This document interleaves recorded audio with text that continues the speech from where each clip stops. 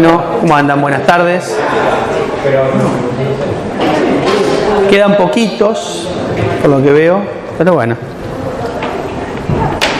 Bueno, estos son los dos últimos teóricos de biología. Se los vamos a dedicar a esta parte de la biología, que como ustedes ven, tiene un título muy largo, ¿sí? Que dice Errores de los procesos que controlan el ciclo celular. Ahora vamos a ver la primera parte. El miércoles que viene vamos a ver lo que nos va a quedar, que van a ser algunas cosas interesantes que vamos a sumar a esta primera parte. Y en realidad esta es la clase de cáncer, podríamos decir. Pero como lo dice el título, el cáncer está relacionado justamente con todo aquello que tiene que ver con una pérdida de los controles del ciclo celular. Una cosa muy importante es que ustedes lo van a ir viendo. En esta clase yo básicamente voy a ir retomando, repitiendo muchas cosas que ya vieron. Porque como lo dice el título, es sumarle errores a determinados puntos de control o cosas que estuvieron viendo ustedes. O sea que nosotros nos vamos a andar moviendo entre apoptosis, ciclo celular, control del ciclo celular, vías de señalización. Vamos a andar por ahí, lo único que vamos a hacer es alterarlas y ver qué es lo que pasa. Por lo tanto va a ser como algo que se va a añadir, podríamos decir, a lo que ustedes ya venían viendo. Y bueno, muchos hablamos, ¿sí?, que es el cáncer, entonces vamos a poner una definición de qué es el cáncer para ponernos de acuerdo, ¿sí? Y como vemos, cáncer es un término general para cualquiera de los diversos tumores malignos cuyas células crecen y se dividen más rápidamente de lo normal, invaden tejidos circundantes y se disemina metástasis hacia otros tejidos, ¿sí? Evidentemente lo que les estoy diciendo es que hay un grupo de células que se divide con una mayor tasa y que invade. Básicamente esa va a ser justamente la diferencia. Ustedes habrán escuchado hablar de tumores benignos, tumores malignos. Bueno, el tumor benigno tiene la particularidad de que puede tener descontrolado el ciclo, pero no invade otros tejidos, con lo cual si uno puede retirar ese tumor, se acabó el problema. Ahora, si el tumor está en un lugar poco accesible, como el piso del tercer ventrículo podría ser, lo que estamos es en presencia de que si bien es un tumor benigno, termina siendo maligno, por así decirlo, porque es muy difícil de extirparlo. Pero bueno, en términos generales nos vamos a quedar con esa definición de cáncer, una definición que, como verán, es bastante ambigua. Entonces, lo importante cuando hablamos de cáncer, que ahora vamos a ver, es que nosotros vamos a tener que el ambiente, en forma directa o indirecta, puede alterar genes, ¿sí?, como pueden ver, en ese caso sería adquirido, pero también puede ser heredado. Vamos a ver algunos casos en los cuales hay alteraciones en los genes que ya vienen heredados directamente. Y esas personas vamos a ver que tienen una mayor predisposición a desarrollar cáncer. ¿Qué va a pasar con el ambiente y los genes? Bueno, va a haber acumulación de mutaciones. Y mutaciones no en cualquier lado. Mutaciones en genes centrales de la división y de la diseminación, ¿sí? Entonces, si nosotros tuviésemos un grupo de células, cualquier tejido, un epitelio, nosotros nos vamos a centrar en las clasificaciones de diferentes tumores. Por ahí alguna vez les voy a nombrar carcinoma, linfoma, ese tipo de términos, pero ustedes después lo van a ver más adelante. Lo importante es que veamos molecularmente qué es lo que pasa. Nosotros podemos tener un epitelio donde tenemos células y alguna de esas células, ¿sí?, tiene una actividad de división más alta que el resto. Por ejemplo, stem cell, ¿sí? Entonces, si ustedes se fijan, si yo tuviese en el intestino, fíjense, una cripta de este estilo, las stem cells son las que están en la base. Una vez que van migrando, se van diferenciando, y una vez que la célula está diferenciada, es raro que esa célula desarrolle un cáncer. Justamente porque cuando se diferencian, se arrestan y ya dejan de dividirse. No quiere decir que no se pueda desdiferenciar, pero siempre es mucho más probable que el cáncer ocurra a partir de un stem cell o una célula con alta tasa de división. ¿Sí? Bien, entonces cuando nosotros tenemos células con alta actividad proliferativa, puede pasar que una de esas células, ahí ven, adquiere una mutación. ¿Una mutación dónde? En un punto o un gen involucrado en lo que es el control del ciclo celular principalmente. Y esa célula, al perder ese control, ¿qué le va a pasar? Va a empezar a dividirse, quizás con mayor frecuencia, mayor avidez o con menor control respecto de sus células vecinas normales. Entonces, rápidamente lo que nosotros vamos a tener, si bien no siempre se ve esta progresión, pero en términos generales lo que nosotros tenemos es un aumento de divisiones y un aumento o una expansión de ese clon. Fíjense que es una única célula que adquirió esa mutación. ¿Sí? Entonces vamos a ver que tiene un origen clonal, por así decirlo. Entonces, si aumenta la división, aumenta la probabilidad de adquirir mutaciones. Y si además aumentar la tasa de división, las mutaciones empiezan a aparecer en los puntos de control, por ejemplo, vamos a ver que cuando se muta en una célula, uno de los genes involucrados, por ejemplo, en el control de la duplicación y las mutaciones del DNA, el proceso se acelera muy rápidamente. Entonces, va a aparecer esto, va a aparecer una inestabilidad genética, van a empezar a aumentar el número de mutaciones justamente por esta pérdida del control, y eso va a hacer que aumente aún más el número de estas células. Y fíjense que si yo tengo una célula que se divide y que va adquiriendo mutaciones, una de las cosas que ocurre es que esa única célula que se empezó a dividir, como tiene una mayor tasa de división, un menor control sobre la calidad de su DNA, sus células hijas, ¿qué va a pasar? Van a adquirir más mutaciones. Entonces ahí, si bien el origen es de una única célula, yo empiezo a ver que hay como una especie de diferentes tipos de célula dentro de un mismo tumor. Sí, eso es importante. Un tumor no está constituido por un único clon de células. ¿Se origina a partir de una única célula? Sí. Algunos tumores pueden originarse a partir de más, pero técnicamente se originan a partir de una única célula, y esas células, ¿qué les pasa? Van a ir adquiriendo mutaciones. E indefectiblemente, cuando adquieran mutaciones, van a aparecer células hijas que van a tener más mutaciones y se van a dividir con mayor rapidez y con menor control. Y eso va a repercutir en que va a haber un clon que se va a superponer sobre otro, ¿sí? Y eso es lo que le va a dar a las células que van apareciendo características distintivas o ventajas. Y justamente eso es lo que les quería mencionar, justamente es esta heterogeneidad del tumor. No son todas las células iguales, y eso va a ser un problema, ¿sí? Porque nosotros ya no estamos tratando a una única célula con una única característica, sino que vamos a tratar un tumor en el cual la gran mayoría de las células va a tener una característica, pero va a haber células que van a tener características distintas. Y eso va a terminar siendo un problema desde el punto de vista terapéutico. Lo vamos a ver un poco más adelante. Y bueno, dentro de toda esa heterogeneidad van a aparecer unas células que se llaman stem cell del cáncer, es decir, células madres del cáncer. Y ahora esto es bastante nuevo. Se ha visto que aparecen estas stem cell que particularmente no tienen una alta tasa de división. Entonces, a veces, por más de que yo trato con una célula con una determinada terapéutica y tengo bastante éxito, como estas células suelen tener por ahí una baja tasa de división o son resistentes al fármaco, quedan ahí. Y eso después termina generando un tumor resistente. Piénsenlo de esta manera. Si yo tengo un tumor con muchísima heterogeneidad, ¿qué va a pasar? Si alguna de esas células heterogéneas es resistente al fármaco que yo estoy utilizando, va a eliminar a todo el resto de las células, pero va a quedar esa. Y esa célula, ¿qué le va a pasar? Como es resistente, prolifera.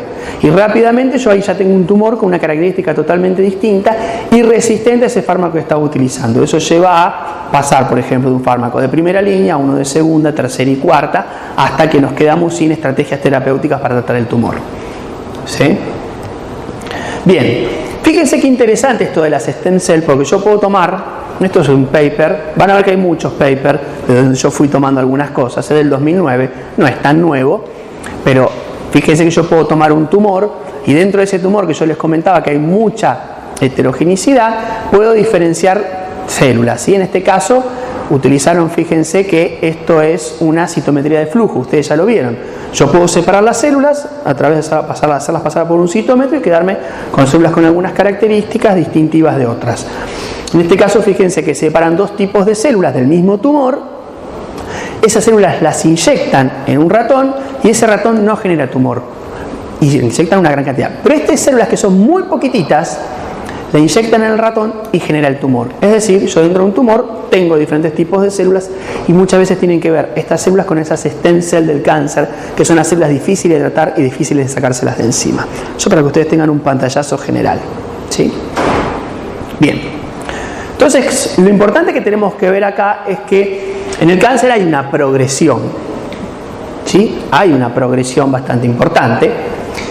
Y esa progresión tiene que ver con que no es que una única mutación desencadena el cáncer. El cáncer se desencadena por una suma de mutaciones. Está claro que si yo, piénsenlo de esta manera, si yo tengo una célula que pierde algún control del ciclo celular, es una célula que va a tener más avidez por seguir ganando mutaciones. Pero se considera que para que una célula pase de ser una célula normal a una célula tumoral o neoplásica, o cancerosa, como le quieran decir, tienen que acumularse mutaciones.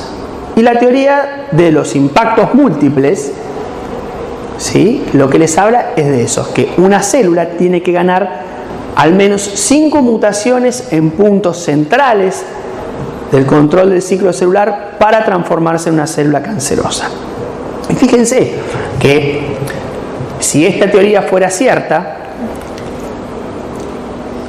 todas las células tienen mutaciones en común. Y de hecho, cuando ustedes analizan un tumor, si bien hay heterogeneidad, hay ciertas mutaciones que se repiten en todas las células. ¿Sí? El segundo evento que tiene que pasar para que este modelo sea real es que tiene que haber un incremento de la incidencia con la edad. Y fíjense, acá tienen cáncer de próstata, estómago, piel, colon, páncreas, esófago. Fíjense cómo incrementa la incidencia con los años. ¿Y por qué incrementa la incidencia con los años? Porque inevitablemente, a medida de que yo estoy más tiempo viviendo, más probabilidades hay de que vaya acumulando mutaciones. La velocidad con la cual yo llego a esto obviamente va a depender de muchas cosas que están involucradas con el estilo de vida, mis componentes genéticos ya de por sí, pero el cáncer en sí es una enfermedad que aumenta su frecuencia con la edad. Alguna vez en algunos grupos con los que hablamos, bueno, el cáncer obviamente va a pasar a ser una enfermedad muy importante a medida que las poblaciones se hacen más añosas, a medida que la gente vive más, hay más incidencia de cáncer, o sea que las poblaciones, fíjense que las poblaciones del primer mundo, para que ustedes se den una idea, en Estados Unidos siempre yo se los he contado, se definen políticas en que investigar y se definen determinados puntos centrales. Bueno, uno de los puntos centrales que tiene desde el punto de vista de la salud Estados Unidos, que es una población que ya está ganando cada vez más años de vida, es justamente en las enfermedades como el cáncer y neurodegenerativa, dos enfermedades que van a ser problemas de salud pública muy importantes en ese país. Y nosotros también tenemos ese tipo de problemas, entonces se destina muchos recursos a investigar en cáncer y enfermedades neurodegenerativas, porque van a ser los problemas de salud del futuro de esas poblaciones. Entonces claramente hay un incremento con la edad, porque hay un incremento de la acumulación de mutaciones. Y fíjense que también esta teoría del impacto múltiple nos está diciendo que si una persona nace ya con alguna mutación en algún punto de control del ciclo celular, va a tener más probabilidad de desarrollar cáncer. Ustedes ya habrán escuchado, después lo vamos a ver, que hay determinados marcadores, por ejemplo, de cáncer de mama, que predisponen muy altamente a que una persona desarrolle cáncer de mama. Ahora eso después lo vamos a ver. Y justamente es que si yo ya nazco con una mutación, si lo tomamos a esto como una progresión de acá hasta acá, si yo ya nazco con una mutación en mi genoma, arranco la carrera a mitad de camino. Entonces, no voy a tener que esperar hasta los 50, 60 años para tener ese cáncer, sino que lo puedo tener a una edad mucho más corta. Fíjense esto, acá ustedes tienen lo que se llaman los diagramas de Kaplan-Meier, en donde se ve, lo que se mide acá es el tiempo de vida de los ratones libres de tumores. Entonces fíjense cómo cuando aparecen genes, ¿ven? mutación de MYC, mutación de RAS, ahora lo vamos a ver, es decir, cuando el ratón ya nace con esa mutación, fíjense cómo rápidamente disminuye el tiempo en el cual aparecen los tumores. Fíjense, acá son el 100% de los ratones están libres de tumores, y cuando yo tengo 2 genes mutados, fíjense que ya a los 50 días como cae drásticamente la cantidad de ratones que no presentan tumores. Es decir, partir con mutaciones desde el arranque, por así decirlo, genera o va a terminar teniendo este tipo de problemas. Y bueno, esto justamente porque las mutaciones se van a ir sumando y una vez que aparezcan todas las que necesitan, aparece el cáncer. Entonces, quizás uno de los tumores que siempre, que está en el libro, que se estudia como progresión de la aparición de un cáncer, que les repito, no siempre se da esta progresión, tampoco se da esta progresión así tan marcada desde el punto de vista de los genes que se mutan, es el cáncer de colon. Ustedes habrán escuchado que después de los 50 años, siempre, salvo que haya una persona que tenga, volvemos a lo mismo, todas las personas deberían hacerse una colonoscopía a los 50 años. Salvo que tengan antecedentes. Si tienen antecedentes, o sea, tienen un familiar con cáncer de colon, se recomienda hacer la colonoscopía antes, ¿sí? A los 40, 45 años. ¿Por qué? Porque si yo tengo una persona que tiene un familiar con cáncer de colon, existe una posibilidad de que haya una mutación en su genoma que haga que ya esté más predispuesto a desarrollar cáncer. Entonces, ¿por qué se hace justamente la colonoscopía? Porque el cáncer de colon es de los cánceres que tiene esa progresión. Fíjense, volvemos a lo mismo, teníamos el epitelio normal y lo primero que aparece es una zona donde hay una mayor tasa de proliferación de las células del epitelio.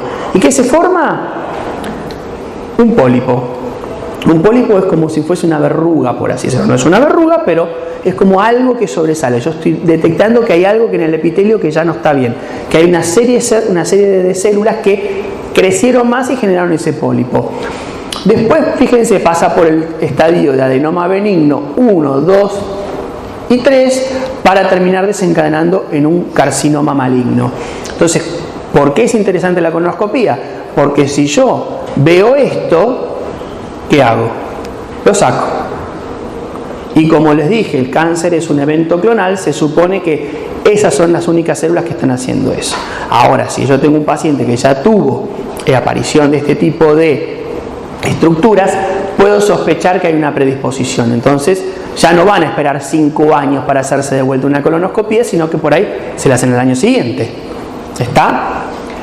Y fíjense qué interesante, porque en el cáncer de colon, si bien puede no seguir este orden, insisto, pasar de pólipo benigno a un adenoma de tipo 1, 2, 3 o un carcinoma, se va dando por acumulación de mutaciones. Entonces, en este ejemplo clásico, si ustedes se fijan, lo primero que aparece cuando aparece este pequeño pólipo es que hay una alteración de la proteína APC. No es la proteína APC del ciclo, es la proteína APC que es la que une, que se activa con la vía del WNT o que se inactiva con la vía del WNT, y es la de la beta-catenina. ¿Recuerdan que se forma todo ese complejo que mantiene secuestrada beta-catenina, que la fosforila, la ubiquitina y la degrada? Si esa APC deja de estar funcional, ya ese fenómeno en el cual yo degrado beta-catenina, ¿qué pasa? Se pierde. Entonces la beta-catenina puede traslocarse al núcleo, y beta-catenina es una proteína que funciona como factor de transcripción y favorece la pérdida de las uniones célula-célula, célula matriz, y favorece la aparición o la desdiferenciación de las células. Entonces ya tengo ahí algo, y la proliferación. Entonces yo tengo algo ahí que va a hacer que esa célula prolifere de alguna manera más descontrolada que una célula normal. Esas células después, fíjense, si yo las saco se terminó el problema. Si yo las dejo, pueden aparecer otras mutaciones, por ejemplo de RAS. RAS está relacionado con la activación de ¿qué? La vía de la PI3 quinasa y la MAP quinasa. Dos vías que son ¿de qué tipo?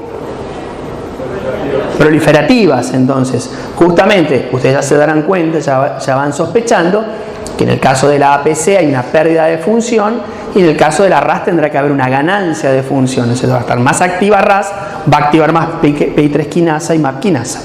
¿Ven? Vamos tomando los dos. Eso ya ahí tengo una célula que prolifera más y puedo pasar, fíjense, a un adenoma benigno de tipo 1, 2. Y después, fíjense, si esas células siguen acumulando mutaciones, pueden mutarse, por ejemplo, la proteína P53. Ya la habrán escuchado, la proteína P53. P53 aumenta la expresión de P21, arresta el ciclo, y si no se arresta el ciclo, va a apoptosis.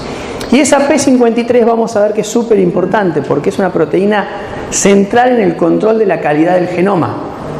Entonces, es la proteína que se estabiliza, funciona como factor de transcripción, genera P21. P21 es una proteína que inhibe la acción de ciclina CDK hasta que la célula repare su DNA. Si el DNA no se repara, P53 aumenta mucho y desencadena apoptosis. O sea, esa célula se elimina. Entonces, si yo muto P53 en este caso, bueno, ya tengo bastantes mutaciones acumuladas, se acumularán más y terminaré en un carcinoma. Y van a ver que P53, al ser el guardián del genoma, si esa proteína se muta, ya esa célula deja de tener control sobre su genoma. Entonces ahí ya tenemos un problema. De hecho, más del 50% de los cánceres tienen mutada P53. Porque cuando aparece esta mutación, empieza el desastre. ¿Sí? Bien. Entonces, básicamente ahí yo les nombré APC, les nombré RAS, les nombré P53, y uno podría clasificar los genes o las 7 proteínas que pueden alterarse en el cáncer.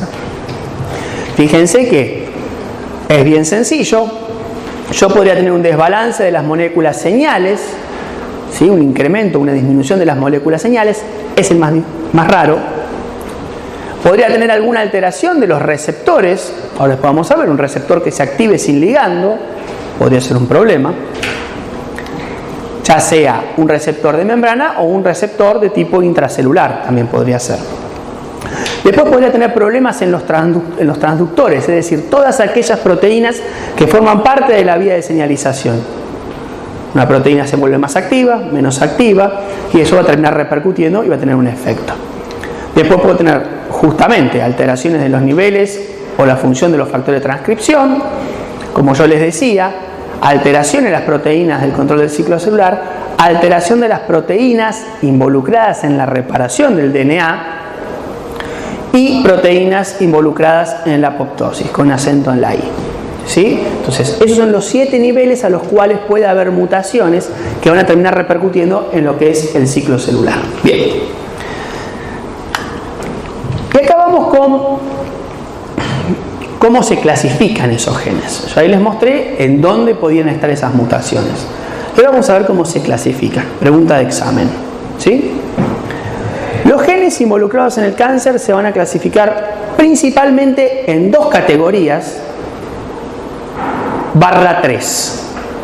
Porque la tercera categoría, si bien se puede tomar como una categoría separada, puede incluirse dentro de la segunda categoría. Ahora lo vamos a ver. Entonces, los 2 genes por excelencia involucrados en el cáncer van a ser los protooncogenes /oncogenes y los genes supresores tumorales. ¿Está? Esas son las 2 clasificaciones bien groseras que podemos hacer de los genes involucrados en el cáncer. Entonces, fíjense, el protooncogen es un gen normal.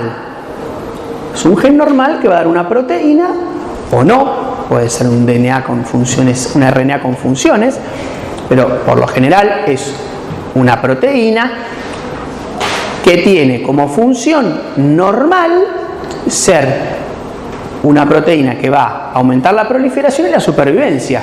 Por ejemplo, piensen en la MAP quinasa. La MAP quinasa es un protooncogen, es una proteína que va a favorecer la proliferación y la supervivencia. ¿Está? Y esa es su función normal. Ahora, si esa proteína sufre una activación a oncogen, el efecto se va a dar por una mutación de ese protooncogen, es decir, ese gen normal sufre una mutación y se transforma en oncogen cuando esa mutación lo que hace es que esa proteína gane función. Es decir, imagínense una proteína X que favorece la entrada al ciclo celular, que tiene un sitio, estoy diciendo una locura, pero para que ustedes se lo imaginen, ahora vamos a ver ejemplos, tiene un sitio de fosforilación y que esa fosforilación hace que esa proteína se inactive. ¿Me siguen hasta ahí? Imagínense si hay una mutación que altere ese sitio de fosforilación. Es decir, esa proteína ahora ya no existe el recurso de fosforilarla para que deje de estar activa. Entonces ahí yo pasé de una proteína, un protoncogen, que tiene su función normal, ser proproliferativa, y que se regula por fosforilación. Si la mutación le quita el sitio de regulación, esa proteína que va a estar todo el tiempo activa, se transforma en un oncogen porque ahora ya ganó función, está constantemente activada y va a estar constantemente activando la proliferación. ¿Lo ven?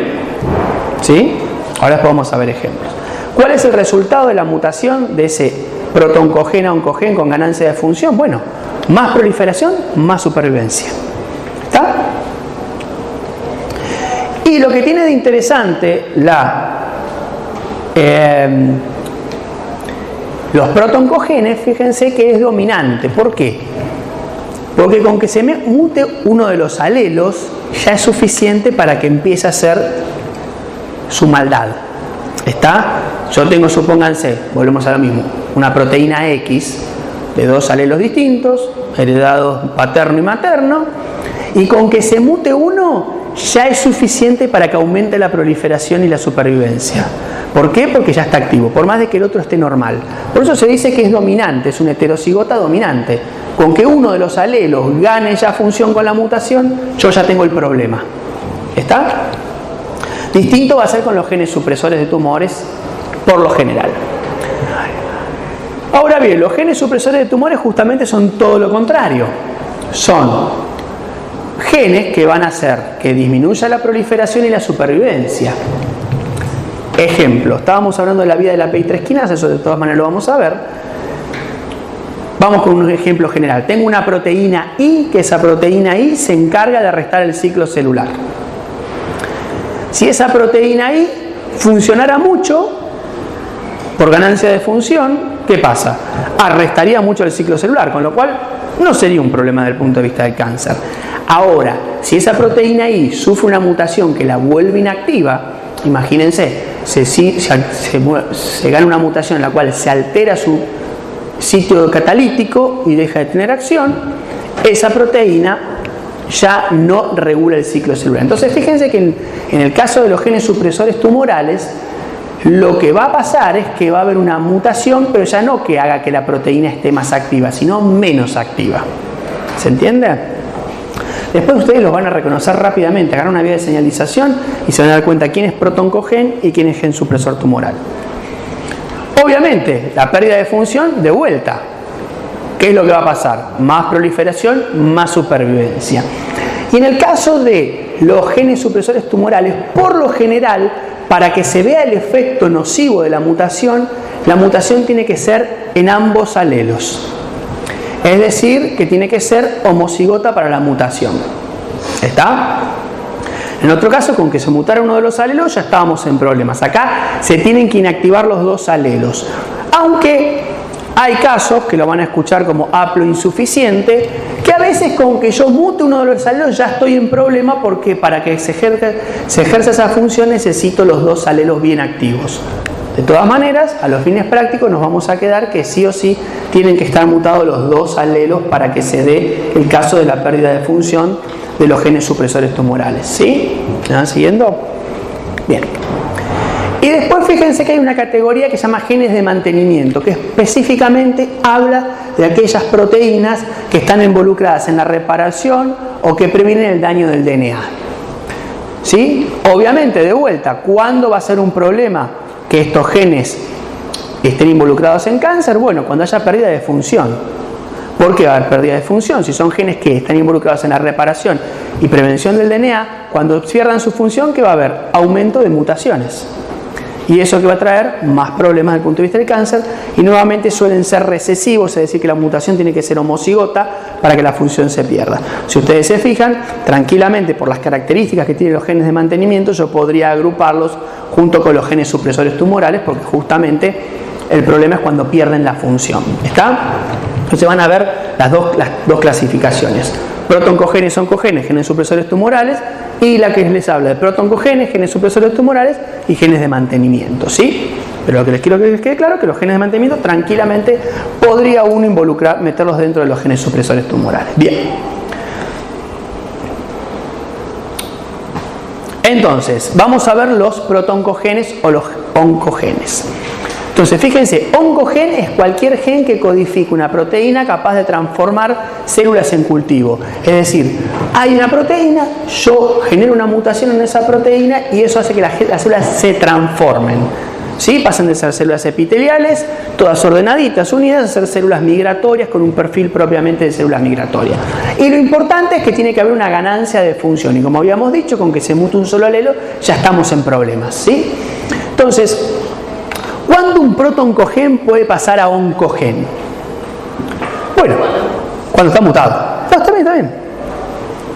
Sí, cuando es mutado. Cuando hay una mutación. ¿Sí? Cuando hay una mutación, está clarísimo. Y esa mutación, volvemos a lo mismo. ¿Qué tiene que generar en la proteína? Que la proteína, ¿qué le va a pasar? Una ganancia de la función. ¿Está claro? Perfecto. Entonces vamos a ver que la resultante, obviamente, de esa mutación va a ser un aumento de la actividad. Y vamos a ver que hay 4 casos en los cuales puede pasar eso. Puede haber directamente una mutación puntual en el gen, ahora vamos a ver, es decir, el reemplazo de una base. Puede haber una traslocación cromosómica y generar un gen híbrido con mayor actividad. Esto es muy común, ahora vamos a ver de qué se trata. Puede haber una traslocación cromosómica, pero en este caso no es una traslocación en la cual se genera un gen híbrido, sino que se cambia el promotor.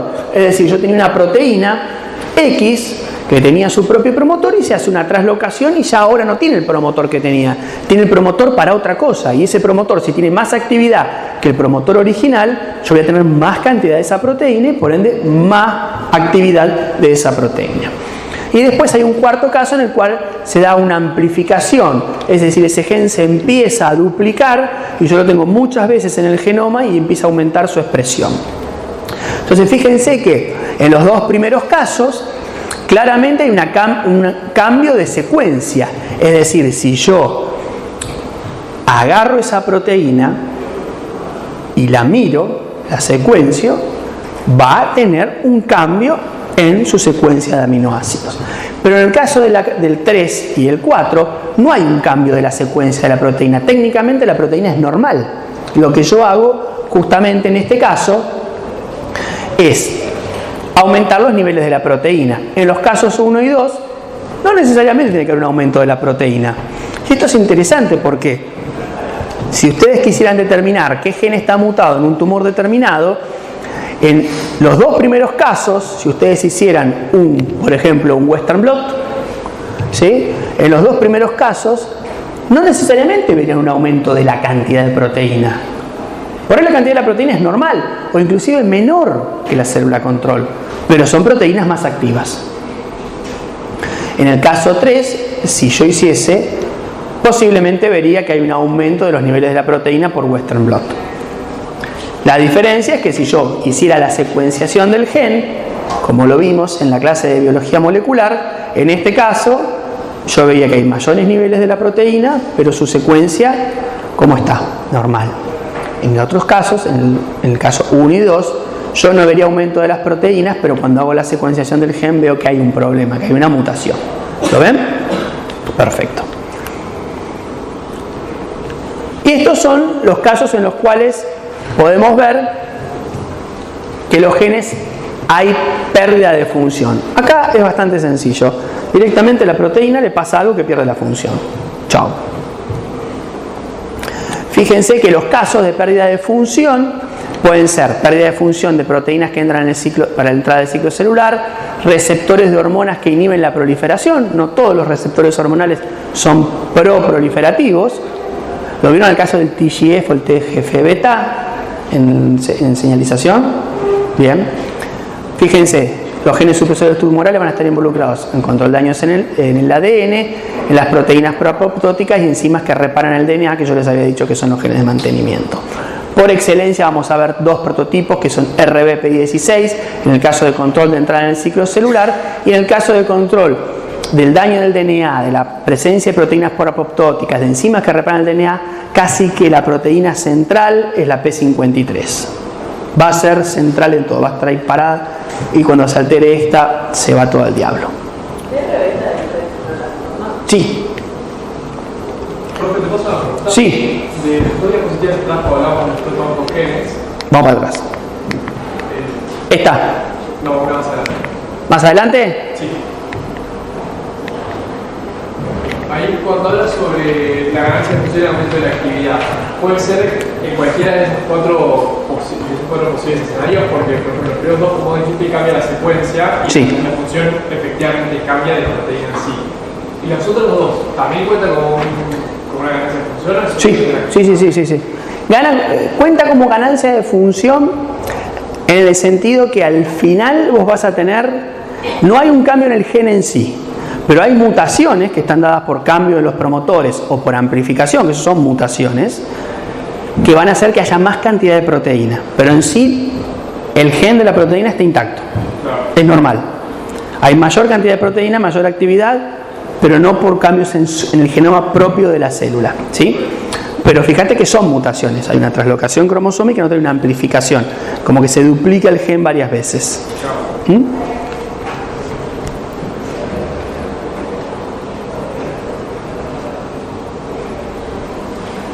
Espérame un segundito, quiero ver una cosa.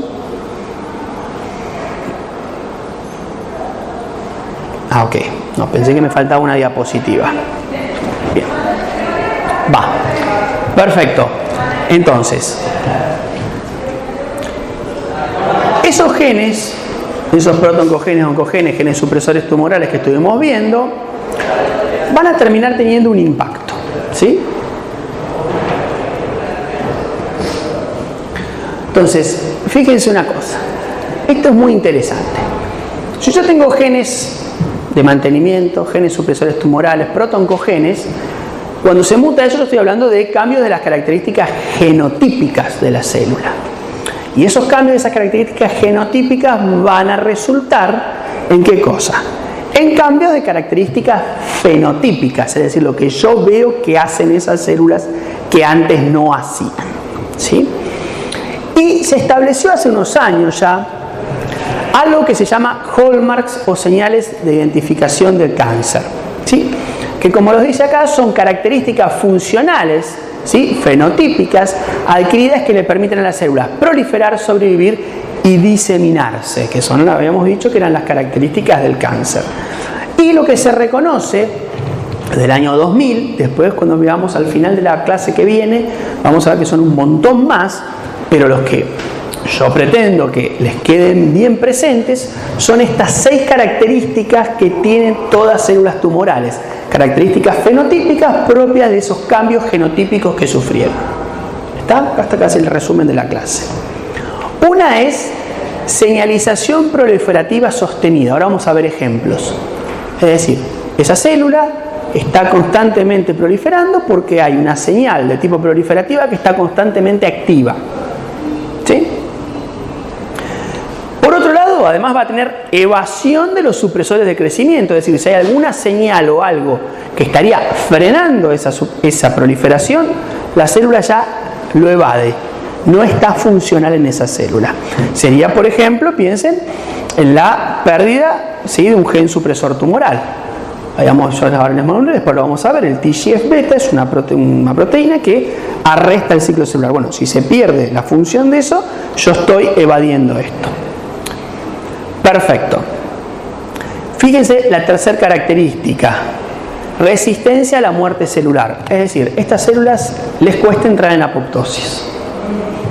Y es lógico, porque por lo general, si yo tengo una célula que tiene todas estas mutaciones, lo más probable es que tendría que entrar a apoptosis y desaparecer del sistema, que es lo que pasa habitualmente. Todo el tiempo se están generando mutaciones, pero el sistema de control de daño del DNA lo que hace es decir, arresto, espero, si repara, sigo adelante, si no repara, afuera, apoptosis. Entonces, está perdida esa capacidad de eliminar aquellas células que tienen un problema por muerte celular. Otra de las características que está directamente relacionada con las características del cáncer es la activación de la invasión y la metástasis. Es decir, son células que se vuelven promigratorias, invaden tejidos, son capaces de degradar matriz extracelular, pasar al torrente circulatorio e invadir otros órganos. Otra de las características que va a tener es la capacidad de inmortalidad replicativa. Ahora esto lo vamos a ver. Ustedes saben que yo agarro una célula de cualquiera de ustedes, las tomo, hago un cultivo primario, y ese cultivo primario tiene un número finito de divisiones en el cual las células entran en senescencia y después entran en apoptosis y desaparecen. Que tiene que ver justamente con el acortado de los telómeros. Bueno, estas células escapan a ese control, tienen divisiones indefinidas. Y la sexta característica básica que tienen es la inducción de la angiogénesis. Es decir, estas células tienen la capacidad de generar vasos, nuevos vasos. ¿Para qué? Para su propia irrigación y para que además esos vasos es a través de los cuales producen la diseminación a otros tejidos y generan la metástasis, que es uno de los principales problemas del cáncer. Porque yo después, si lo tengo confinado el cáncer en un lugar, como hablábamos del cáncer de colon, lo puedo sacar. Si ya disemino a otros órganos, la cosa se vuelve bastante más compleja. ¿Sí? Entonces, esas son las 6 características. Y si ustedes se fijan, como decíamos, esos hallmark o características del cáncer están directamente relacionados con procesos bioquímicos de la célula. Fíjense que si nosotros vemos el círculo, digamos lo que es el circuito proliferativo, fíjense, aparece RAS, MYC, todo esto que ahora después le vamos a poner nombres, más ustedes los nombres lo saben de esto, va a estar relacionado con esa proliferación sostenida.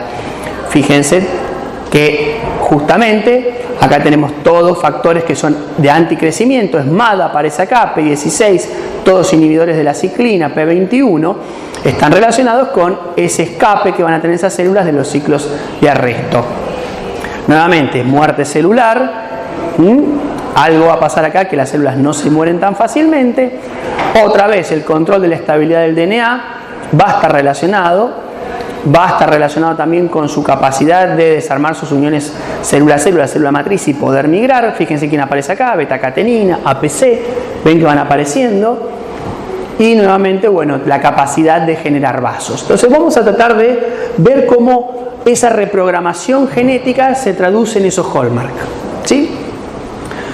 Bueno, acá le pusimos nombres. Ustedes no se asusten porque si ustedes miran acá les parece que es una barbaridad, pero todo eso que está ahí ya lo vieron. Ya lo tienen presente, pero tranquilos, no les voy a tomar eso.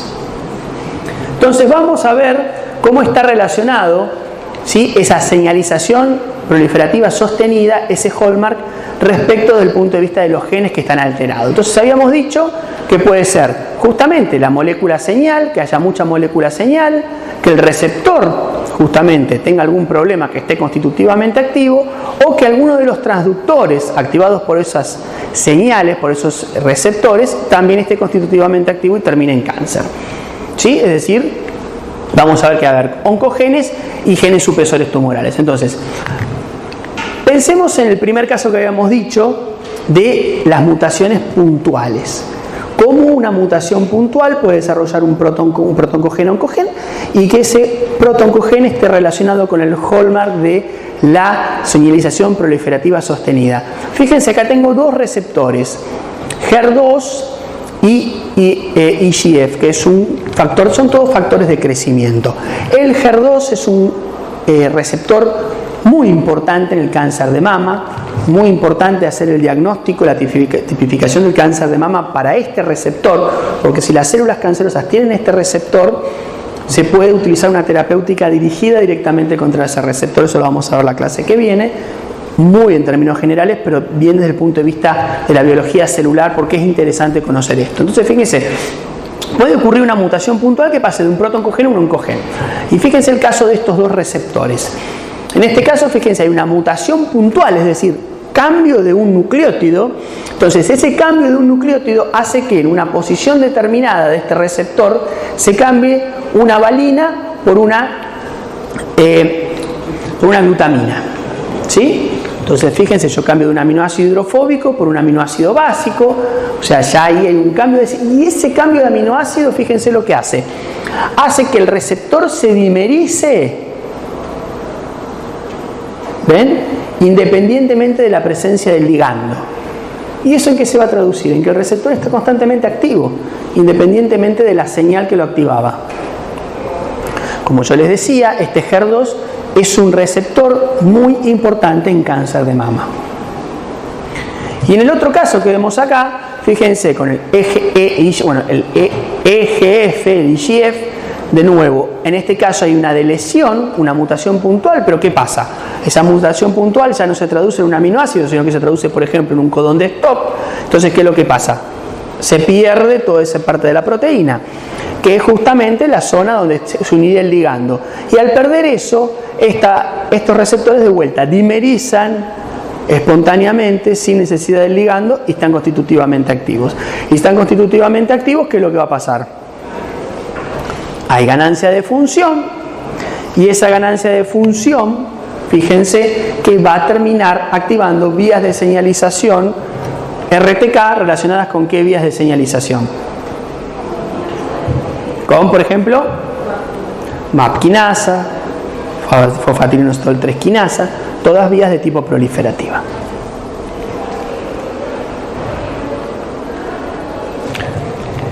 Bueno, este sería el caso en que esté mutado un receptor. Yo les había dicho, puede estar alterado el ligando, es raro, alterado el receptor o alterado los transductores, que son las proteínas que se activan por activación del receptor. Fíjense quién aparece acá, un viejo conocido de ustedes, la proteína RAS. Recuerdan que esa proteína RAS podía activar la vía de RAF, que va a la MAP quinasa, la vía de la PI3 quinasa y otra vía de señalización que ustedes no la vieron, pero quédense con RAF, PI3 quinasa, que termina activando ERK y termina activando AKT, y todo tiene que ver con supervivencia y proliferación. Entonces fíjense esta proteína RAS acá lo ven, ¿se acuerdan que la proteína RAS era una GTPasa? Es decir, cuando unía GTP se encontraba activa, cuando hidrolizaba ese GTP se inactivaba. Y justamente la activación del receptor lo que hacía era inducir que esa proteína RAS intercambie GDP por GTP. ¿Me van siguiendo? ¿Se acuerdan de señal de transducción? Por eso les digo, es como una clase que recuerda todo lo anterior y le ponemos mutaciones, nada más. Entonces fíjense que esa proteína RAS, lo que puede hacer, obviamente, ya lo vimos, RAS, RAF y toda la vía de las MAP quinasas. Entonces, si esa proteína está constitutivamente activa, es un problema. Entonces, si ustedes se fijan, hay una mutación. Nuevamente, estamos dentro de las mutaciones puntuales. Fíjense, en la glicina número 12, si hay una mutación, la proteína pierde la función GAP. ¿Qué dijimos que hacía esta proteína? Unía GTP y con el tiempo lo hidrolizaba y pasaba a GDP y se inactivaba. Ahora, si hay una mutación en el sitio catalítico de esa proteína que impide que la proteína RAS hidrolice GTP, una vez que la proteína RAS fue activada y se unió GTP, queda constitutivamente activa porque no puede hidrolizar ese GTP a GDP. Una mutación puntual, ¿sí? ¿Y eso qué termina haciendo? Termina haciendo que se activen todas las vías de señalización en la cual está involucrada RAS y que son justamente directamente proliferativas. Fíjense esto, la alteración de RAS constituye o participa de un 20 o un 30% de los cánceres humanos. Sí. No puedes hidrolizar GTP a GDP. Claro. Pierde la capacidad de hidrolizar GTP a GDP, entonces nunca se desactiva. Esto para los que les gusta Harry Potter, fíjense, dice, siempre que pasa algo malo están ustedes tres involucrados. Bueno, RAS, P53 y c-KIT, que es una proteína específica de un cáncer, que de donde lo saqué hablaba de ese cáncer, pero van a ver que sobre todo P53 y RAS están siempre jodiendo ahí cuando hay un tumor. Sí. Sí. Bien. Fíjense acá en un poquito más de detalle. Proteína RAS, ¿se acuerdan bien la SOS del receptor? Intercambia GTP, hidroliza GDP. Y fíjense que siempre hay proteínas que favorecen esa hidrólisis. Por ejemplo, acá aparece una que se llama NF1. ¿Sí? Esa NF1 lo que hace es favorecer la hidrólisis. Entonces, si está mutada, ¿qué es lo que va a pasar? GTP, RAS no va a poder hidrolizar GTP y se va a mantener activo. No porque esté mutada RAS, sino porque está mutada la proteína que favorece la actividad GTP de RAS. Y en ese caso, si ustedes se fijan, como NF1 lo que hace es inactivar una proteína que es proproliferativa, en realidad NF1, ¿qué sería? Un gen supresor tumoral, porque cuando pierde su función se termina activando una vía de señalización proproliferativa. ¿Lo ven? ¿Sí? NF1 lleva su nombre de la neurofibromatosis, que es una enfermedad en la cual, no les traje fotos porque es bastante impresionante, se empiezan a generar como fibromas, neurofibromas, es decir, de tejido nervioso, se hacen como si fuesen tumores y aparecen en la piel, cara, en todos lados. Y bueno, justamente se le puso este nombre porque se vio que en esos pacientes que tienen neurofibromatosis de tipo 1, lo que suele estar alterado es esta proteína. ¿Está? En ese caso no son tumores malignos, son benignos, pero son bastante impresionantes. Entonces fíjense cómo se empieza a entrelazar las cosas. Acá yo tengo una protoncogen que va a haber aumentada su función porque está disminuida la actividad de un gen supresor tumoral. Bueno, otra de las formas que nosotros habíamos visto por las cuales podríamos tener un inconveniente. ¿A qué hora termina la clase? Siempre me olvido. 2:15. Bien. Vamos bien. No, vamos bien. También tenemos tiempo. Si están muy cansados, me levantan la mano y dicen hasta acá llegamos, cortamos acá y seguimos la que viene. No pasa nada. Venimos bien con el tiempo. Entonces, fíjense. Seguimos hablando de genes involucrados. ¿Sí? Acá va a aparecer de qué hallmark estamos hablando. Es decir, link hallmark, característica fenotípica con característica genotípica, pero ahora vamos a ver cómo un protoncogen, volvemos a los protoncogenios oncogenes, puede generarse por una translocación cromosómica generando un gen híbrido de mayor actividad. Bueno, esta es clásica, ¿sí? Es la translocación, fíjense, entre el cromosoma 9 y el cromosoma 22. Es decir, hay una translocación cromosómica. Un pedazo de cromosoma se va para un lado, otro pedazo de cromosoma se va para el otro. Y se termina generando estos cromosomas. Un cromosoma 9 que tiene un fragmento del cromosoma 22 y un cromosoma 22 que tiene un fragmento del cromosoma 9. Ese cromosoma 9, translocación 9-22, es tan característica que tiene nombre propio. Se llama cromosoma Filadelfia. ¿Sí? Es decir, muchas veces agarran y cuando se hace un cariotipo, es decir, se ven todos los cromosomas, se ve que aparece un cromosoma con una característica muy particular que se llama cromosoma 22, cromosoma Filadelfia. O sea que es una translocación que puede ocurrir con una frecuencia bastante interesante. Y lo que pasa en esta translocación, ¿sí? Bueno, cromosoma Filadelfia, es que se hace una translocación entre una tirosina quinasa, que es ABL, junto con BCR, y se genera que la BCR es una GTPasa, no se sabe muy bien todavía cuál es la función puntual, es una GTPasa, pero que se haga esa translocación termina generando una proteína de fusión, es decir, una proteína nueva, por así decirlo, que se llama BCR-ABL, y esa proteína, fíjense que hace, fosforila factores como JAK2, STAT5. ¿Y qué le pasa a esa proteína nueva que se generó por fusión? Es constitutivamente activa y fosforila factores de transcripción involucrados con la proliferación celular. ¿Cómo se puede detectar? Vamos a clases anteriores. ¿Cómo se puede detectar la presencia de esa translocación del cromosoma Filadelfia? ¿Se acuerdan de esto? Del FISH.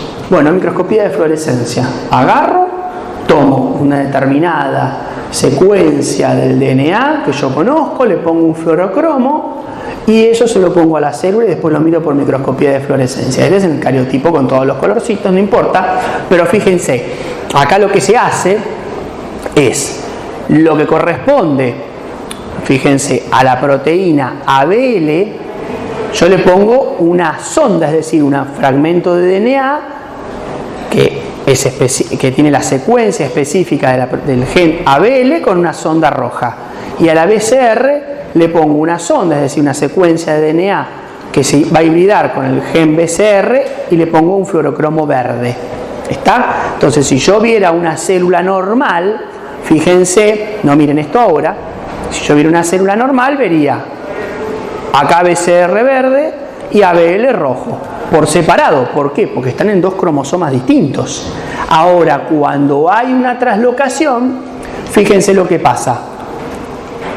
Ahora ya en ese cromosoma yo veo un pedacito verde, un pedacito rojo y un pedacito amarillo. ¿Por qué? Porque hay superposición, hubo traslocación y veo esa superposición de los dos fluorocromos porque ahora dos cosas que estaban en cromosomas distintos están en el mismo cromosoma. Veo la superposición en amarillo a pesar de que empieza un gen y termina un gen y empieza el otro, porque al estar tan cerca yo no lo puedo resolver por microscopía óptica, entonces los veo como que están prácticamente en la misma posición. La superposición de verde y rojo da amarillo. ¿Está? Entonces, fíjense cómo por microscopía de fluorescencia yo hago un diagnóstico de cromosoma Filadelfia. Esa traslocación, ¿lo ven? ¿Estamos? ¿Sí? Bien. No está ampliado para que lo vean. Eso va a pasar ahora. Bueno, ahora vamos a ver el tercer caso, con lo cual podemos generar un protoncogen. Translocación cromosómica y cambio de promotor. Acá ya no hay mutación del gen propiamente dicho, pero hay una mutación que hace que aumente la expresión de ese gen en cuestión. Miren de vuelta otra vez, volvemos con los mismos problemas, con otra translocación, en el cual tenemos un cromosoma 8, un cromosoma 14, y el problema acá grave es que en el cromosoma 8 tenemos CEMIC. ¿Se acuerdan de CEMIC? Proteína que se expresa, ¿sí? Justamente es uno de los genes de expresión temprana que va a inducir la expresión de genes para entrar en G1S, CEFO-CEMIC. Esto tiene un ciclo, obviamente, en el cual aumenta y se degrada. Pero ¿qué es lo que va a pasar acá? Esta translocación va a hacer que un promotor de inmunoglobulina, que es un promotor que está muy activo en la célula, pase de estar modulando la inmunoglobulina a unirse por translocación cerca del gen de CEMIC. Entonces CEMIC ahora ya no es regulado por su promotor propio, tan elegante y específico que produce estos aumentos tan puntuales en la entrada del ciclo celular, sino que tiene un promotor de inmunoglobulina. Entonces va a estar activo mucho tiempo. ¿Es el promotor del 14? Sí, es el promotor ese que funciona para una inmunoglobulina, ahora funciona para, se le puso al lado a MYC. Entonces tenés una actividad sostenida y elevada de MYC. No porque MYC se haya mutado, sino porque hay una mutación que cambió el promotor. Y de vuelta, fíjense cómo yo puedo ver por hibridación, es una microscopía de fluorescencia, no inmunofluorescencia, perdón, cómo puedo ver el gen de MYC y el gen de la promotor de la inmunoglobulina que terminan colocalizando. Y el cuarto caso yo les dije que era de la amplificación, es decir, un gen que se empieza a amplificar o duplicar en el genoma. En este caso, fíjense de vuelta, es para NMYC, fíjense como en azul tengo una sonda que marca cromosomas, en el caso del cromosoma 4 lo veo en rojo y acá veo como en verde una sonda para ver MYC. Y fíjense como hay un montón de MYC, es decir, una duplicación de los genes de MYC. Eso va a terminar, ¿qué va a hacer? Que haya mucha expresión de genes de MYC. ¿Pero por qué será eso? También se llama, son mutaciones, cambios genéticos, en los cuales se empieza a ver una duplicación del genoma. Van a ver que eso pasa mucho cuando vean genética y citogenética, van a ver que pasan esas cosas, ¿sí? En la cual se empiezan a duplicar o generar duplicaciones de los genes. No, el rojo te está marcando un cromosoma en particular, pero fíjate cómo este cromosoma, que es el cromosoma 4, que era el que tenían, ¿dónde estaba? Acá me fui al diablo, perdón. El cromosoma, ¿por qué está marcando el cromosoma 4 acá? No me acuerdo, no importa, no le hagan caso a esto. Fíjense, porque en otro caso era con una translocación y este es NMYC, es otro gen, perdón. Es anterior, es para el neuroblastoma. Es una proteína MYC propia del sistema nervioso, que es muy característica del sistema nervioso. Entonces lo que les quiere mostrar acá es que este MYC que está en este cromosoma, fíjense cómo está amplificado en el cromosoma 4 de estas células. Como que tiene un montón de MYC un chorizo enorme de mix por amplificación, ¿sí? Porque es otra MIC, perdón, no es la de la anterior. ¿Se amplifica en el mismo cromosoma? Sí. No, acá no hay translocación, hay amplificación en el mismo cromosoma, ¿sí? No hay ninguna translocación. Acá están todos los cromosomas, no hubo cambio. Lo que te está mostrando es que un cromosoma, fíjense, y acuérdense que esto es heterocigoto, no hace falta que estén mutados los dos alelos. Acá tenés el cromosoma 4 perfectamente bien, acá tenés el cromosoma 4 en el cual tenés un montón de MIC, que se fue por amplificación. Esto, fíjense, se da en neuroblastoma, por eso viene de NMIC, ¿sí? Y no tiene que ver con la anterior MIC que le estabas mostrando, que está en el cromosoma 8. Bien. Entonces ahora vamos a los genes supresores tumorales. Y vamos a ver algunos ejemplos de genes supresores tumorales que obviamente van a estar relacionados con las vías de señalización que tengan que ver con el arresto del ciclo celular y nuevamente con el control del ciclo celular y con la inducción de la apoptosis. Entonces vamos a ver cómo una célula se puede escapar a esta señalización a evadir lo que son las respuestas antiproliferativas. De vuelta, puede ser que esté mutado el receptor, los transductores o las proteínas propias del control del ciclo celular. Vamos a ver algunos casos ahora. Bueno, esto es lo que les decía recién, que me dijeron que ya lo vieron. Años anteriores a veces no se daba, lo que es el TGF o TGF, que si bien tiene un nombre que se llama Transforming Growth Factor, entonces uno piensa, bueno, debe tener que ver con aumento de la proliferación. No, tiene un nombre que no tiene que ver, tiene un nombre que le hace mala fama, porque en realidad el TGF, cuando se une a todos estos receptores que tiene acá, termina activando la proteína SMAD, y esa proteína SMAD, fíjense que cuando se fosforila, forma este tetrámero, ese tetrámero expone el sitio de localización nuclear. ¿Se acuerdan del sitio de localización nuclear? ¿Sí? Se trasloca al núcleo y acá fíjense lo que hace justamente es, ¿ven?, promover lo que es la expresión de proteínas involucradas en el arresto del ciclo celular. La clásica es la P15, que ahora lo vamos a ver un poquito más adelante. Entonces, cualquier mutación que haga que tenga pérdida de función, el receptor, la actividad del receptor, pérdida de función de las SMAD, ¿sí?, va a terminar repercutiendo en ¿qué? En una disminución de la expresión de una proteína de arresto del ciclo celular. Entonces, cuando nosotros hablamos que la resultante del aumento de la proliferación se da por una pérdida de función, recuerden, estamos hablando de qué tipo de genes. ¿Oncogenes o supresores tumorales? Supresores tumorales, genes que participan del arresto y que cuando pierden su función favorecen la proliferación, ¿sí? Entonces, fíjense, P15 es una proteína de las que une ciclina CDK en la fase G1 temprana, y lo que va a hacer todo este TGF con la SMAD es aumentar P15. Si todo esto está mutado y no funciona, disminuyen los niveles de P15, disminuye la capacidad de arrestar la acción de ciclina D y CDK4, y eso termina repercutiendo en ¿qué? En un ciclo celular más activo. ¿Se acuerdan del ciclo celular? ¿Sí? Ahora vamos a entrar en el ciclo celular un poco. ¿Me van siguiendo? ¿Sí? Porque veo caras de terror. Bueno, no siempre tiene que ver con la activación de una vía que sea antiproliferativa. También piensen, como lo habíamos visto en el caso del NF1 o el factor neurofibromatosis de tipo 1, que haya proteínas que cuando están activas desactivan vías de señalización proliferativas.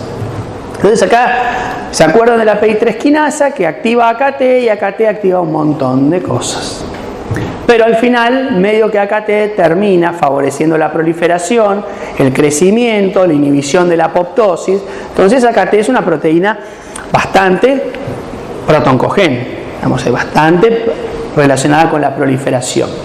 Entonces va a aparecer justamente una proteína que lo que va a hacer es desactivar de alguna manera la vía de AKT. ¿Que quién es? PTEN. ¿Recuerdan a PTEN? ¿Sí? Bueno, PTEN justamente ¿Se acuerdan que la PI3 quinasa generaba fosfatilinositol trifosfato que se activaba, la PKD, y esa PKD activaba KT y bueno, crecimiento tumoral y supervivencia. Y Petén lo que hacía, ¿qué era? Degradar fosfatilinositol trifosfato a fosfatilinositol difosfato, es decir, que hacía la acción contraria a PI3 quinasa. Entonces, Petén, de alguna manera, está regulando la activación de esa vía. Si Petén pierde acción por alguna mutación, ¿qué pasa? Va a haber fosfatilinositol trifosfato todo el tiempo, no se va a degradar, va a activarse la vía de la KT y vamos a tener una estimulación de la proliferación. Entonces, Petén, ¿qué es?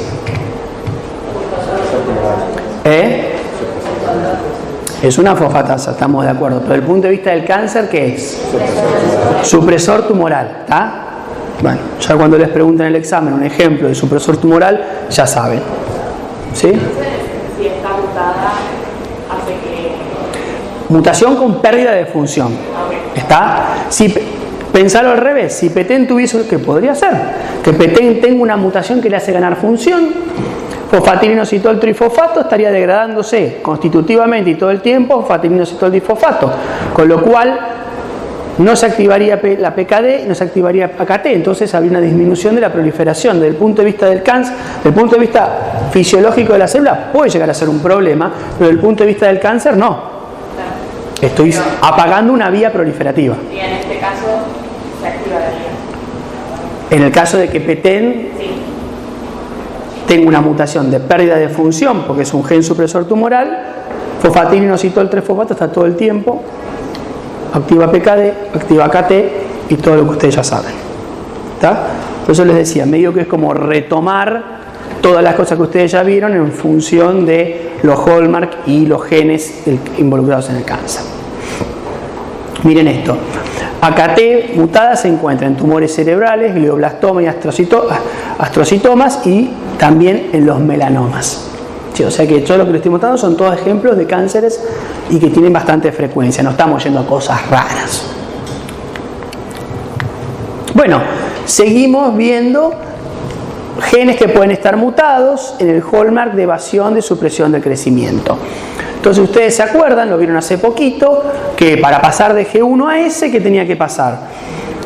Se censa el medio, cuando el medio se censa y no hay factores de crecimiento, aumenta P16, pero después P16 disminuye, si hay factores de crecimiento.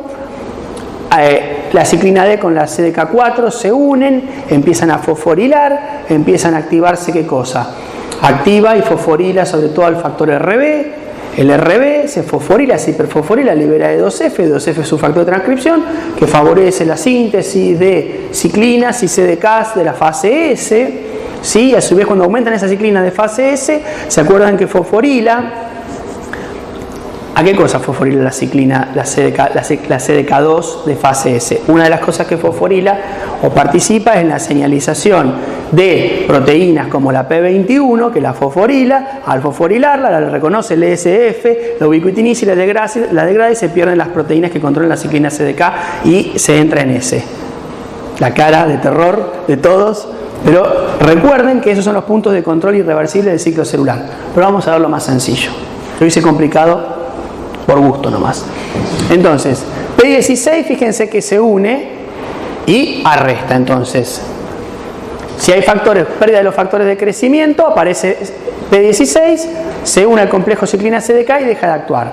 Por ejemplo, en el cáncer de cuello de útero hay una mutación de P16. ¿Saben quién tiene mutada P16 también? Estuvieron trabajando todo el cuatrimestre con una que tiene mutada P16. Las MDSK. Las MDSK son una línea que tiene mutada P16 y no son tumorales, ¿ven? Porque le faltan otras mutaciones. Pero bueno, en cáncer de cuello de útero hay una disminución de la actividad de P16. Obviamente P16, si es una proteína que se une al complejo ciclina CDK y le impide su acción, ¿qué tipo de gen será? Supresor tumoral. Bien. Entonces, fíjense, bueno, esto es interesante porque en un mismo locus encontramos a P15, que es la que hablábamos recién, P16 y P14, que P14 es justamente la que va a inactivar a la proteína MD, no la ven de ahí, MDM2, que es la proteína que está involucrada en la degradación de la P53. Es decir, en un mismo locus hay 3 proteínas fundamentales para el control del ciclo celular, pero no importa. Entonces, fíjense, mutaciones de P16, ¿en qué terminan? En un aumento. No solo el P16, es una de las mutaciones, siempre recuérdenlo. Y lo que les decía recién, el complejo ciclina CDK, ¿qué hace? Fosforila RB. Cuando el fosforila RB se encuentra fosforilado, libera el factor E2F. El E2F es un factor de transcripción que va a inducir la expresión de las ciclinas propias de la fase S. Entonces acá empiezan a aparecer otros factores, como por ejemplo RB, que ahí me pregunto ahí si es la proteína del retinoblastoma. Sí, y fíjense que muchas de estas proteínas llevan nombre de patologías. ¿Por qué? Porque se descubrió que cuando esas proteínas perdían función, desencadenaban esas patologías. Una de las que lleva nombre de patología es la proteína RB o del retinoblastoma, que fíjense que se encuentra mutado o aparece el retinoblastoma en 1 de 15.000 nacidos vivos. Es una frecuencia muy muy alta. De hecho, uno de los primeros exámenes que se le hace a los niños cuando recién nacen, en los primeros meses de vida, es el análisis oftalmológico para ver este tipo de cosas. Eso que ven ahí, ese nene tiene en un ojo un retinoblastoma. Hay tratamiento, pero en la gran mayoría de los casos la solución es quirúrgica. Hay que retirar el ojo, es un tumor de retina. ¿Sí? Cuando la proteína del retinoblastoma está mutada, las regiones de acción tardía están siempre funcionando, entonces hay más proliferación. Exactamente. El problema con la proteína del retinoblastoma, de vuelta. El retinoblastoma es una proteína que secuestra al E2F. Entonces, si el retinoblastoma pierde su función, E2F está constantemente liberado y eso favorece la aparición. Es muy común, la proteína retinoblastoma, en realidad, uno puede ser heterocigota y aparecer con el tiempo, ¿sí? Hay veces que son espontáneas, pero bueno, si ustedes se fijan, 1 de 15.000 nacidos vivos, ¿qué quiere decir? ¿Solamente esa retina tiene mutación en esa proteína? No, porque tenemos un cáncer de retina, pero el hecho de que esa proteína, ese supresor tumoral, ya desde nacimiento esté mutado, hace que exista una gran predisposición a generar cáncer, incluso en pacientes pediátricos. No quiere decir que un adulto no genere no tenga una mutación del retinoblastoma y con los años gane mutaciones y genere un retinoblastoma. Pero fíjense cómo la aparición o la mutación de una de las proteínas del retinoblastoma, por lo general, cuando la mutación es heterocigota, de los genes supresores tumorales, que yo les había dicho que no hay clínica todavía, no se ve esto. Pero es un paciente que con los años puede generar un cáncer por mutación del otro alelo del retinoblastoma. Por lo general, el paciente pediátrico ya es homocigota para la mutación del retinoblastoma, es decir, tiene mutados los 2 alelos al momento del nacimiento. Y eso claramente es hereditario. ¿Qué es lo que pasa? Por lo general hay uno que se hereda y otro que es espontáneo. Si se hereda los 2, bueno, pasa esto. Si no, con el tiempo aparece la otra mutación. De vuelta, si tengo las 2 mutaciones, estoy en problemas. Si tengo una, tengo más chance de ganar la otra. Si no tengo ninguna de las 2, puede ser que en el transcurso de mi vida nunca yo tenga un retinoblastoma, al menos por este origen, por mutación de la proteína del retinoblastoma. ¿Está? Y el retinoblastoma, de vuelta, ¿qué tipo de gen es? Lo que estamos viendo es un gen supresor tumoral, ¿está clarísimo? Piensen en la función y piensen qué pasa. Si pierde función y se genera el cáncer, es supresor tumoral. Si pierde la gana función y eso hace que aparezca mayor proliferación, es un protooncogen que pasó a oncogen. Es así de sencillo. Analicen la vía, analicen lo que se le está preguntando, la vía de señalización o el punto de control del ciclo, y enseguida pregúntense, ¿qué pasa si no funciona? ¿Hay más o menos proliferación? Si no funciona y hay más proliferación, supresor tumoral. Si no funciona y hay menos proliferación, veamos. Y si gana función, hay más proliferación, protooncogen. Ese es el razonamiento que tienen que hacer para todo. Obviamente, yo les voy a dar algunos ejemplos, pero está repleto. Imagínense de que todas las proteínas que están involucradas en la proliferación o el arresto del ciclo están directamente relacionadas con el cáncer y pueden estar mutadas. Les estoy dando los ejemplos más habituales, más clásicos, y algunos, si no, no terminaría más esta clase. La otra cuestión que hemos dicho, es la resistencia a la muerte celular. Y acá aparece la vedette de esto, que es la P53. Porque P53, ustedes ya lo estuvimos viendo, P53 es una proteína que, si hay daño en el DNA, fíjense, doble rotura, horquilla de replicación detenida, apareamiento incorrecto, daño de nucleótidos, acuérdense, activaba ATM, ATR, CHK1, CHK2, todo eso terminaba generando una estabilización de la P53. Acuérdense que la P53 se está constantemente sintetizando y constantemente degradando. Si por alguna razón se fosforila, ya no se puede degradar y de esa manera no se puede ubiquitinizar, y al no ubiquitinizarse no se degrada, aumenta P53. Si aumenta P53, lo primero que hace es aumentar P21. P21, que es una proteína que se une a complejo ciclina CDK y frena el ciclo. Si la cosa ya viene tan mal que pasa el tiempo y no se repara el DNA, bueno, es bastante práctica la P53. Induce la expresión de genes proapoptóticos. Chau, se muere la célula. Entonces, fíjense que si esto se jode todo. ¿Sí?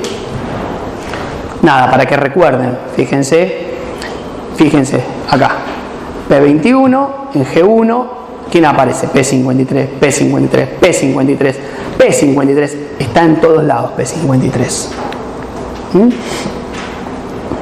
Acá lo de la ubiquitinación y lo que yo les decía, ¿sí? Fíjense que P53, ¿qué pasa? Está en más del 50% de los cánceres humanos. Después vamos a ver, más adelante, en la clase que viene seguro, cómo el humo del cigarrillo se la agarra puntualmente con la P53.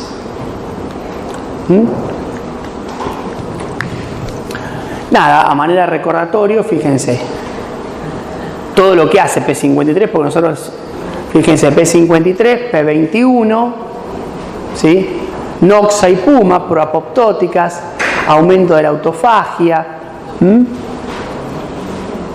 Miren que aparece mTOR, disminución de la autofagia, aumento de la apoptosis. Es decir, si ustedes tienen que pensar a P53, la tienen que pensar como una proteína que esté involucrada tanto en el arresto del ciclo celular como en la inducción de la apoptosis. Entonces, de la apoptosis, como yo les había dicho, P53 es central en todos los procesos. Vuelvo a preguntar, P53, ¿qué es desde el punto de vista de los genes, cómo se clasifican los genes para los cánceres? Supresor tumoral, está clarísimo, cuando se pierde la función se va todo el diablo. Perfecto. Bueno, ya vamos terminando.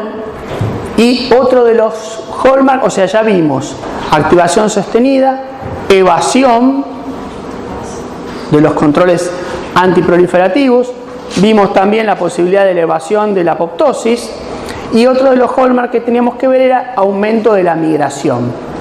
Y acá aparece un conocido de ustedes o una conocida de ustedes que es la beta-catenina. Entonces, si yo tengo una célula epitelial, la célula epitelial no es migratoria, es una célula que le cuesta bastante migrar. Entonces, si ustedes imaginan, epitelio, piel, yo tengo una herida y una de las cosas que ocurre es que esas células epiteliales tienen que hacer una transformación en la cual adquieren características promigratorias. Es decir, pierden características pierden características epiteliales y ganan características mesenquimáticas. Y eso es la transición epitelio-mesénquima. Y es totalmente normal. Si no, yo no podría cerrar una herida de mi piel. No podría reconstituir un órgano si no hubiese esa transición epitelio-mesénquima.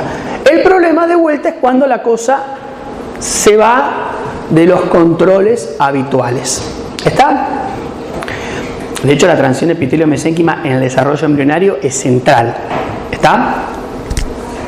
Bien, entonces, una de las proteínas involucradas en la transición epitelio-mesénquima es nuestra amiga la beta-catenina. La beta-catenina tiene una particularidad, es una proteína bastante interesante, porque ustedes ven que acá en condiciones, podríamos decir, basales, rápidamente se encuentra secuestrada por APC, acá aparece APC, la APC que vimos al principio de una de las primeras mutaciones que podía aparecer en la generación de los pólipos en el cáncer de colon, aparece APC y fíjense lo que hace todo este complejo, fosforila beta-catenina y eso va a degradación.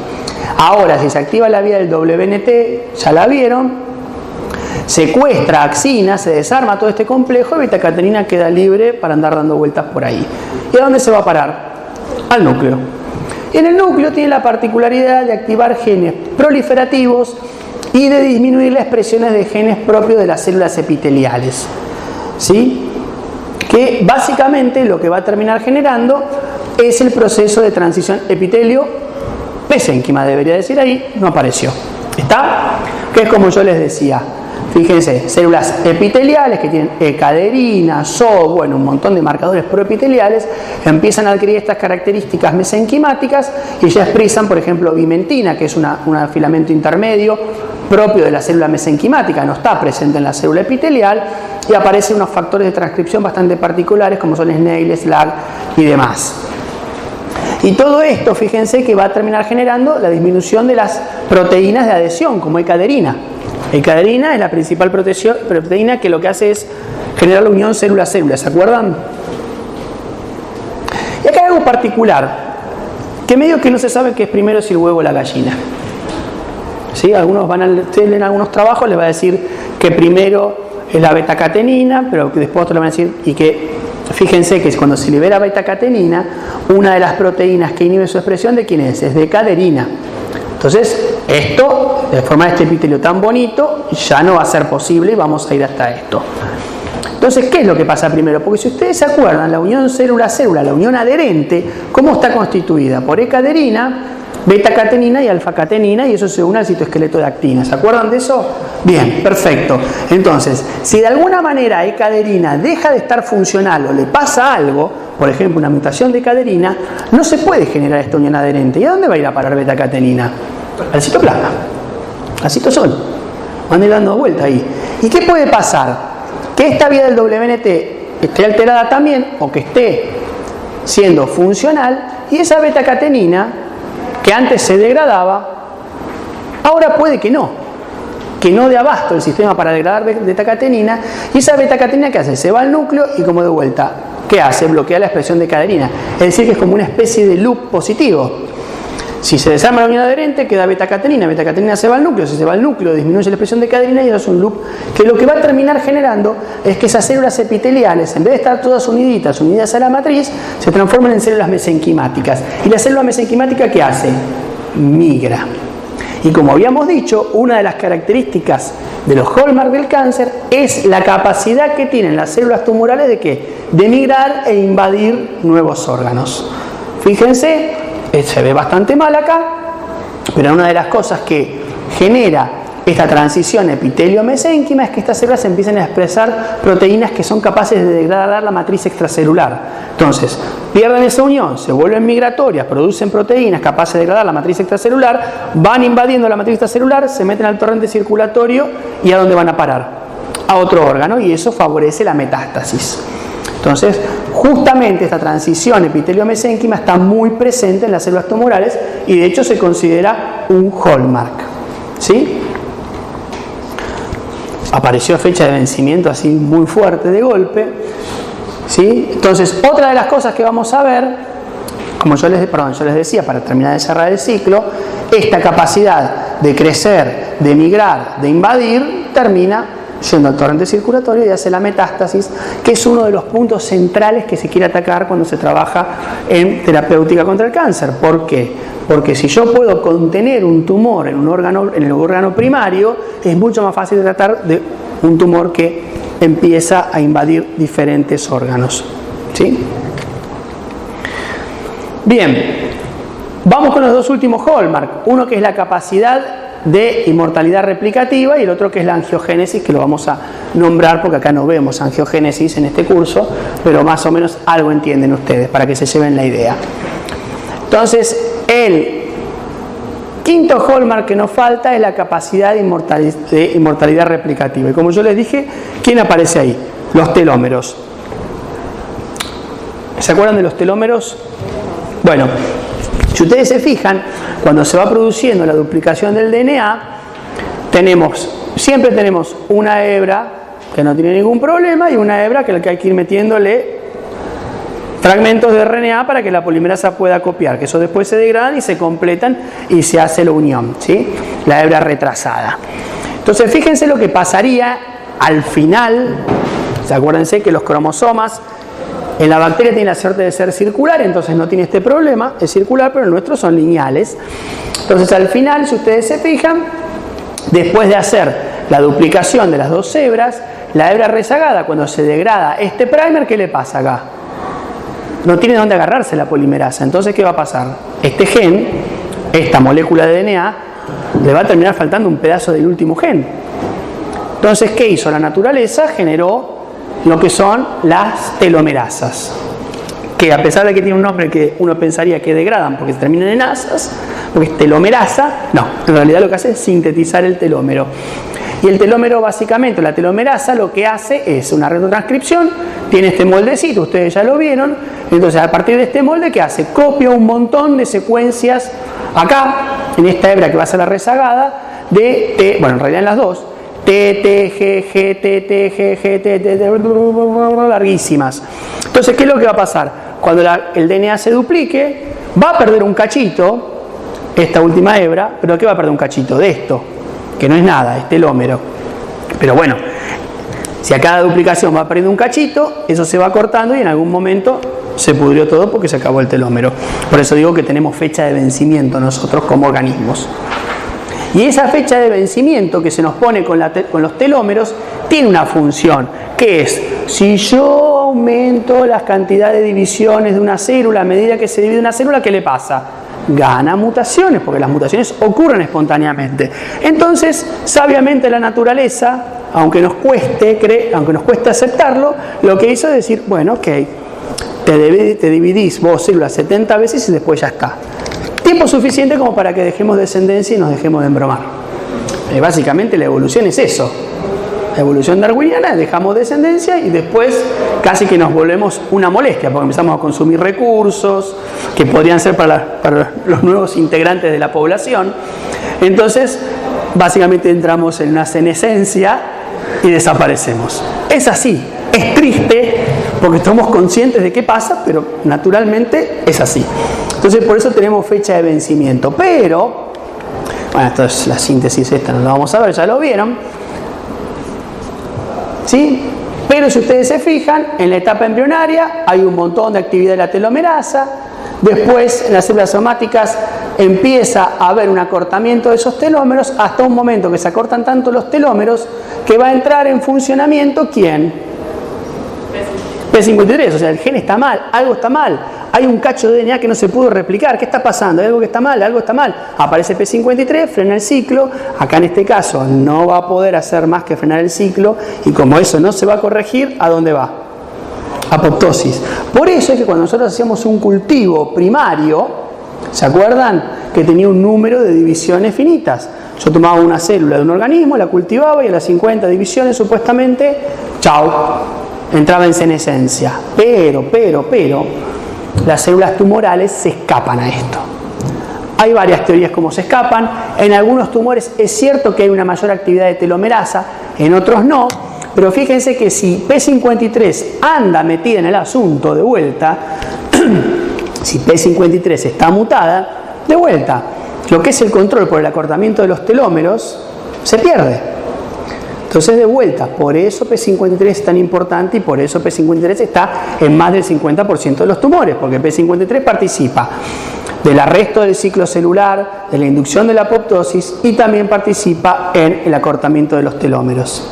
Entonces, en 3 hallmark aparece P53. Si se muta P53, fíjense que genéticamente la célula ya está ávida de tener esos 3 hallmark espantosos del cáncer. Bueno, esto no importa. Y vamos a terminar con la angiogénesis. Este también es súper interesante. Ya hace un tiempo que no escucho tanto, pero durante muchísimo tiempo fue un blanco central del tratamiento contra el cáncer. Lo sigue siendo. La capacidad de angiogénesis que tiene el tumor. ¿Por qué? Porque justamente, fíjense, el tumor lo que hace es, tanto de sus células como de las células vecinas, empieza a crecer y lo que pasa normalmente es que las células del centro se empiezan a quedar sin suministro de oxígeno.